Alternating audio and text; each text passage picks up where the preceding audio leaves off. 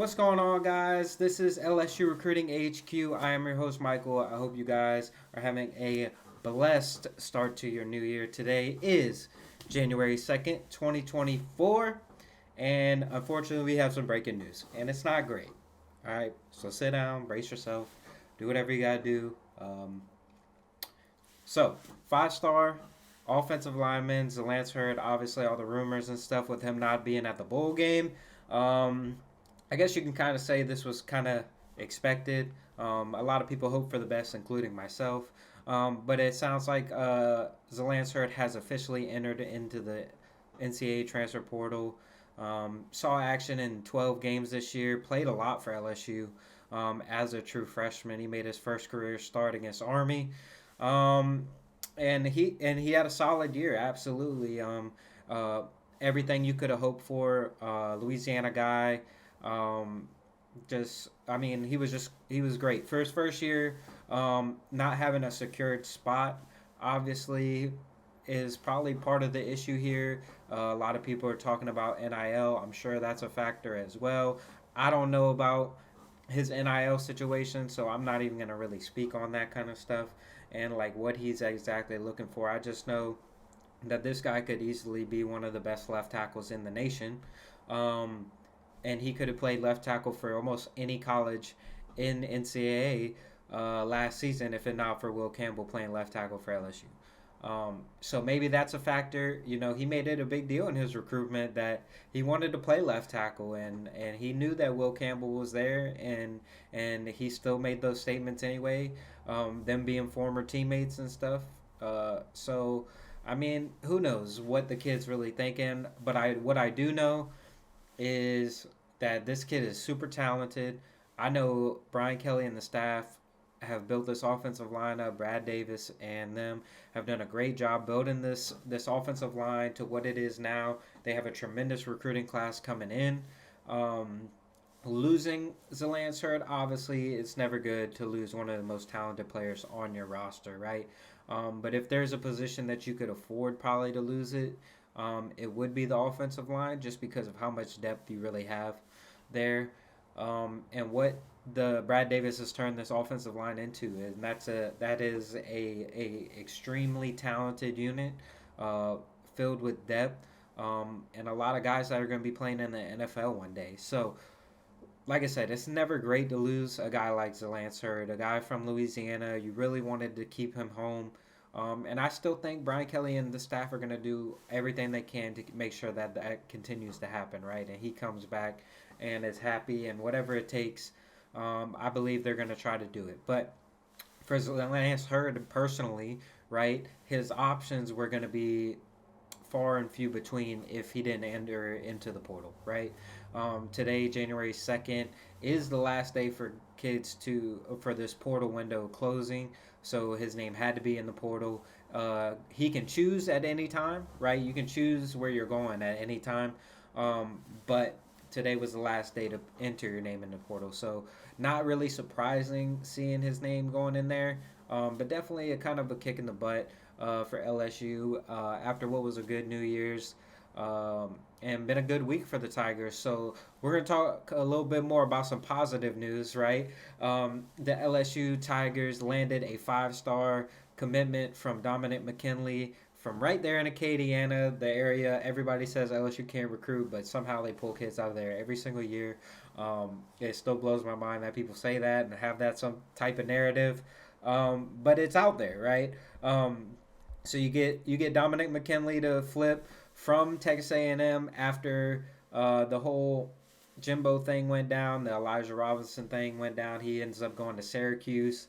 I think that was probably the biggest factor in this recruitment. I don't think LSU gets back in it if Elijah Robinson is still at A&M. But Dominic McKinley, one of the most dominant defensive linemen, and he is proving that this week at the Under Armour All American game. Absolutely dominant. He's been on all the lists pretty much for top performers. Been the best defensive lineman out there, and LSU is just getting a good one, right? You got a guy to stay home, and now you've signed. I believe it is 9 of the 10. Wardell Mack being the only one from the state of Louisiana that is not going to end up in LSU signing class. So this is a huge get for Brian Kelly. A great job by the staff. Frank Wilson had a big part in this. Um, Getting in there with on the official visit, getting in there with McKinley's family. McKinley also has a younger brother. I believe he's 2026. Um, so I mean, there's a very good possibility that both those guys, as talented as they are, both of them end up wearing purple and gold. We know for sure now. Once Dominic McKinley signs in February, that he will, it's proven it's going to be a huge deal for LSU. Now with Mekhi Wingo declaring for the NFL draft, you have guys like Mason Smith out there that haven't announced what their plans are for the future. Everybody kind of expects him to come back. You get a guy like uh, Braden Swinson coming back. These are guys that are going to be crucial parts of the defensive line next year, and then you throw in Dominic McKinley to kind of throw in there a possible starter or even a great depth piece. You have a Jacobian Guillory in there as well, who's still deciding his future. So yeah, a lot of options there for LSU on the defensive line, and Dominic McKinley being going to be right in the mix next fall for sure. Um, and he'll be right there, ready to go. In the fall, like I said, he's probably walking in as one of the better defensive linemen um, on the roster. So he could easily find his way onto the playing field in no time. So, all right, obviously we're gonna kind of break down the game a little bit, talk about it. LSU takes down Wisconsin 35-31, and this was a rough one, guys. This was tough on the eyes at the beginning here. It was very frustrating. I think a lot of you guys out there, I saw on Twitter and stuff like that, I think a lot of you guys let that month uh, kind of cloud your mind and forget that what this LSU defense was. Because I've seen a lot of y'all complaining, and a lot of y'all didn't expect something like this. Like, granted, it's Wisconsin. Their offense is terrible. It's been terrible all year. Maybe, you know, but I mean, guys, listen. We've been tooting this horn all year. All right, staff changes are coming.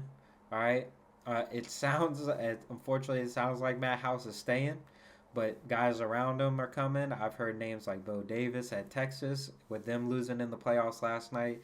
That could be a name that starts to circulate. I've heard Corey Raymond in the DB room again.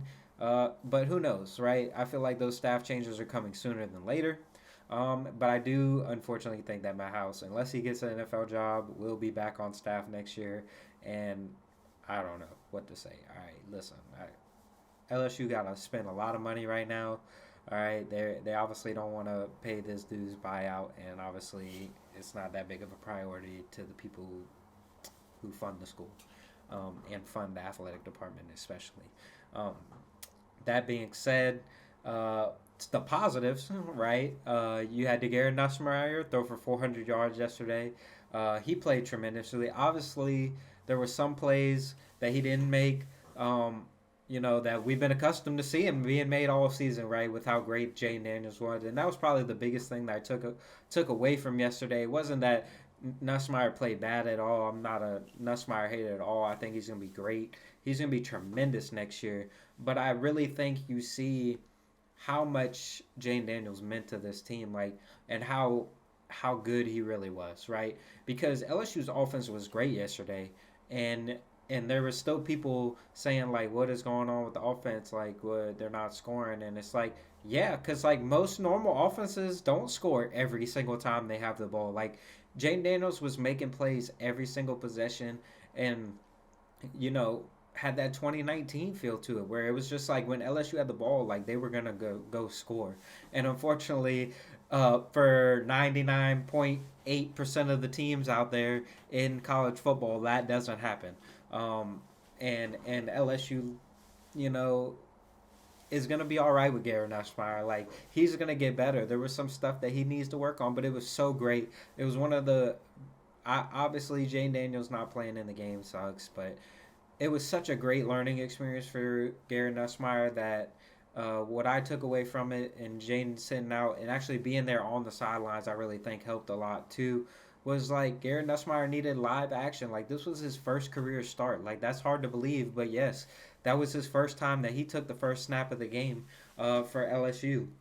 he's played in so many games that we kind of just forget that is his first start. But this is his team now, and he needed this experience, and he needed to get uh, used to live game action and the game being his, and him not coming in that backup role or that closer role or whatever it was that he was doing at the time, right? Um, and get live game reps. And that's going to be crucial because now he has a whole game to break down film, to talk with the coaches. I believe Joe Sloan's going to be the offensive coordinator next year. I think Cortez Hankton's still going to be on staff. I think them guys are going to kind of co work together. Um, and so the offensive staff and the structure is kind of not going to change, right? Um, and so you have this game to break down with Gary Nussmeier and show him like, okay, like we could have done this better and this better. Instead of him making those mistakes against USC in the first game next year, now he has stuff that he can work on throughout the off season, throughout the spring and then fall, and all of that being said, and he's just gonna get better, right? Anything you saw yesterday, you can expect to get improved on, right? Any flaws? I know the one that I saw that was probably most glaring was I believe it was on the first drive actually. Um, where he tried to force a ball to Brian Thomas Jr. and the underneath guy, Kyron Lacey, was wide open. It would have been just a quick 8 yards, and he would have got the first down, just kind of kept the drive moving. Instead, he kind of forced something that he didn't need to. But he's going to see that on film, and I expect him to be better, as he continues to play. Like, he's not going to get progressively worse, I don't think. So, a lot of positives to take from the game. Nussmeier has all the talent in the world. LSU has all the talent at the skill positions in the world. They have a great offensive line. They're going to have a great offensive line next year. I'm not too concerned, right? Anything I saw from Garrett Nussmeier yesterday, I'm not too concerned. I thought he played extremely well, right? I just think the comparison to him and Jane Daniels is not fair. The offense looked different, right? LSU had to use the running backs like to run the ball. It wasn't just Jaden scrambling for 150 yards a game. So a lot of things are going to change, um, and I can't wait to see how it works out. We got some huge stuff coming up. I don't know if you guys know this or not, but LSU has possible commitments. Right? Nothing set in stone. Don't don't shoot me. Right? Don't come on here and comment on here if it doesn't work out or it doesn't happen. Right? But you have guys like Bryce Underwood. You have guys like Harlan Berry, 2 5 stars committing here in the next week. Harlan Berry's committing tomorrow. Um, and LSU is in a great spot for both of those guys. And you talk about kicking off a 2025 signing class like that in the new year. I think a lot of LSU fans are going to be real happy with how this 2025 recruiting class goes. And that being said, if you want all the updates, make sure you're following us on Twitter, follow us on TikTok, follow us on Instagram, Facebook, whatever you want to follow us on, follow us on. And then if you're not already, subscribe to the channel, right? Like, what are you doing? It's free, costs you absolutely nothing. All you do is get to see my face and hear me talk about LSU. That's it. If you don't want to do that, still subscribe. You don't gotta watch it. How about that? We'll make that deal. All right, man. I hope you guys have a blessed rest of your day. I'm sorry for those who have to go to work today. I'm sorry for those who got to go back to work tomorrow or the next day or whenever it is. But yeah, man, I hope you guys had a great holidays and a lot of big news coming from LSU. A lot of big news coming from LSU Recruiting HQ. So make sure you guys stay tuned and keep up with us. And like I said, man, if you're not already, please subscribe to the channel. All it does is help us out. And I will see you guys next time.